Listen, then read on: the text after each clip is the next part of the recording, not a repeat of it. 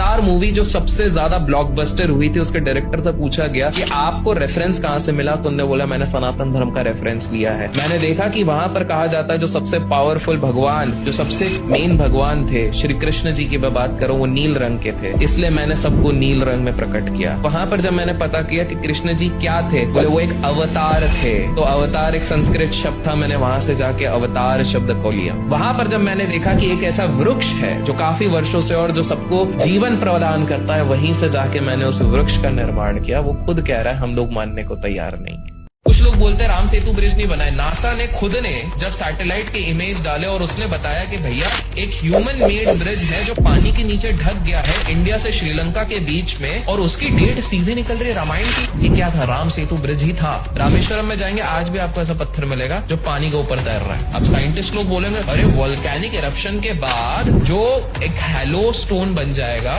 तो वैक्यूम के साथ साथ वो फ्लोट करने लग जाएगा पानी में। ऐसा रामेश्वरम के पास कौन सा वोल्केनो है? अब बताइए, नहीं है। हनुमानगढ़ी कौन सी जगह है? ये वही जगह है जहाँ श्री राम बोल के गए थे हनुमान जी को रुकने के लिए। अयोध्या में एक समय था, आज से 25 वर्ष पहले, टेररिस्ट लोगों ने वहां पर बॉम्ब प्लांट कर दिया। उन्होंने बॉम्ब प्लांट किए थे 4, 3 को डिफ्यूज कर दिया था वहां के पुलिस वालों। लेकिन इन लोगों को लगा अब सब कुछ सेफ है। अचानक से एक टेररिस्ट जो पकड़ा गया, उसको जब मारा पीटा गया तो उसने कहा एक बॉम्ब तो बचा हुआ है, वो हनुमानगढ़ी में लगा हुआ है। और ये लोग शॉक, क्योंकि अब समय नहीं है। पुलिस वाले बॉम्ब स्क्वाड के साथ तेजी से उस तरफ भगे, और उसके बाद वो लोग क्या देखते हैं? वो लोग देखते हैं कि हनुमानगढ़ी मंदिर के जिस प्लेस पे बोला गया था बॉम्ब में, वहां पर एक बंदर बैठा हुआ, और वो बंदर तार छबा।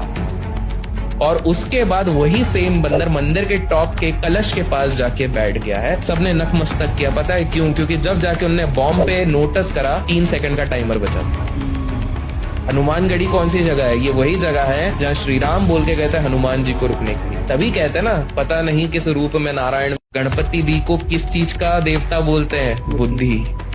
क्या आपको पता है, साइंटिस्ट की अगर मैं बात करता हूँ, आप जान के हैरान हो जाओगे, हमारे खुद अंदर गणपति जी है। हमारे अंदर गणपति जी इसलिए हैं क्योंकि बहुत साल पहले जब पहली बार ह्यूमन एनाटॉमी को स्टडी किया गया तो पता चला कि भाई हर चीज के हिसाब से बॉडी सही फंक्शन कर सकती है। सिर्फ एक चीज अगर सही नहीं हुई ना तो पूरी बॉडी फंक्शन नहीं करेगी। उसको कहते हैं पिट्यूटरी ग्लैंड। और जब पिट्यूटरी ग्लैंड को माइक्रोस्कोप के नीचे देखा गया तो वो गणपति जी जैसा दिखता है।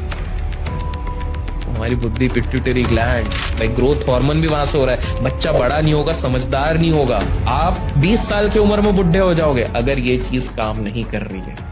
आप ये सोचिए, केदारनाथ एक ऐसा टेम्पल है जो एक समय पे 400 साल तक बर्फ के अंदर था, और उसके बाद भी जब वो बर्फ मेल्ट हुई एज इट इज है। कैसे संभव है कि एक मंदिर है जहाँ पर एक बूंद सीमेंट का नहीं लगा था, एक बूंद प्लास्टर का नहीं लगा था। इंटरलॉकिंग सिस्टम से उस समय से, इतने हजारों साल से वो उस मंदिर को स्टेबलाइज किया गया है। जिस तरह के पत्थर यूज किए गए, 30 किलोमीटर दूर उस तरह के पत्थर मिलते हैं। 30 किलोमीटर से इतने मोटे मोटे 100 टन के पत्थर ऊपर लेके कैसे जा सकते हैं इंसान? ये कोई सोच नहीं पाता। डार्विन, जिसको कहते हैं फादर ऑफ इवोल्यूशन, जिनने पूरी थ्योरी निकाली कि भाई इवोल्यूशन की क्या है, उसने तो हमारी कॉपी करी। डार्विन की थ्योरी कहती है कि पहला लाइफ जो आया वो वाटर से आया। जो 10 अवतार हैं वो कौन से? पहला अवतार है मत्स्य अवतार। मत्स्य मतलब फिश। फिर डार्विन की थ्योरी ये कहती है कि जो दूसरा लाइफ आया वो एम्फीबियन था, वो वाटर में भी रह सकता है, लैंड में भी रह सकता है। कुर्म अवतार इज टॉर्टोइस, समुद्र मंथन जिसके ऊपर हुआ था वो कुर्म। फिर तीसरा जो अगर वो बताया जाए, फिर उसने कहा कि मैमल्स आ गए, अब धरती पे चलने वाले हो गए। वरा अवतार इज बेसिकली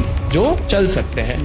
चौथा जो डार्विन की थ्योरी कहता है वो mix of human as well as animal, Narasimha avatar, वो वहां पर हो। पांचवा वो कहता है ड्राफ्ट्स आए, छोटे छोटे बोने, वामन अवतार। छठा उसने बोला लोगों को एग्रीकल्चर आ गया, वॉरियर आ गया और फाइटर बन गए, परशुराम। वो सारी वो चीजें करते हैं। उसके बाद वो बोलते हैं कि बोले एक ऐसा रूप आया जिसने सीखा emotions, love, passion, compassion, Shri Ram Purushottam Ram. फिर उसने सीखा कि एक पावरफुल लीडर आया जो सही मार्ग सबको दिखाएगा, कृष्ण आया। प्रॉब्लम है डार्विन तो यहीं तक रुक गया, हमारे उसके आगे भी पहुंच गए। Enlightenment power like Balram and Gautam Buddha and finally कल्कि। डार्विन की थ्योरी जहाँ खत्म होती है, हमारी सनातन कब से बता चुकी। तो आज से ना कुछ साल पहले आइलैंड में इन्फ्लेशन, महंगाई बहुत बढ़ रही, कुछ भी कोशिश कर लो रोक ही नहीं पा रहे। तो हमारे इधर का 600 रुपए उस समय पे 1 लाख रुपए थे वहां। थाईलैंड के लोग जब परेशान थे कि अर्थव्यवस्था हमारी खराब हो रही है, इकोनॉमी हमारी स्टेबलाइज नहीं हो रही है, एक व्यक्ति ने कमेटी से बोला कि कुछ नहीं तो एक काम करते हैं, गणेश जी का फोटो नोट पे छापना शुरू कर। अब जान के हैरान हो जाओगे, आज वो एंटीक में ऑक्शन होते वो नोट और उनकी अर्थव्यवस्था सही हो गई।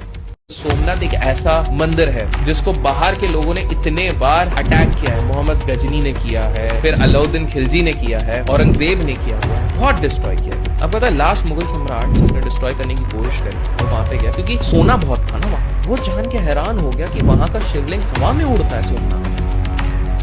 उसने अपनी किताब में लिखा कि मुझे लगता है कुछ तो पावरफुल मैग्नेट है ऊपर और नीचे जिसके चक्कर में शिवलिंग उड़ता है। तो मैग्नेट का शिवलिंग कंपनी का स्थापित। बट आप सोचो इतने अटैक होने के बावजूद सोमनाथ है।